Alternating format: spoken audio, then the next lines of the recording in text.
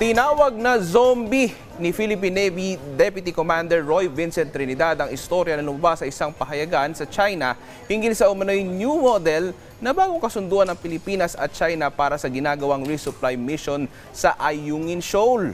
Sa nasabing artikulo, inilahad na nag-usap sa pamamagitan ng telepono nina Westcom Chief Vice Admiral Alberto Carlos at isang Chinese diplomat. Inbropurahan umano ito nina Defense Secretary Gilbert Chodoro Jr., National Security Advisor Eduardo Año at ni AFP Chief General Romeo Browner. Isang barko ng PCG at isang supply ship lang ang gagamitin sa resupply mission sa tropa ng pamahalaan sa BRP Sierra Madre sa Ayungin Shoal. Ang China naman magde-deploy lang ng isang CCG at isang Chinese Maritime Militia sa lugar.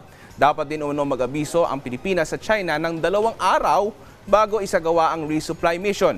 Dapat din daw ay pagkain at iba pang essential supply lang ang dala ng mga barko ng Pilipinas. Ayon kay Trinidad, misinformation ang nasabing balita. Para naman kay Secretary Chodoro, paglabag sa anti-wiretapping law ang ginawa ng China sakaling totoo ang naging pag-uusap sa telepono. Obviously, today's battlefield is in the minds of the people. The cognitive domain is the ultimate battlefield. So we need to understand there will be very little force-on-force actions. This will be a battle of information, of narratives, of shaping the perception of the people.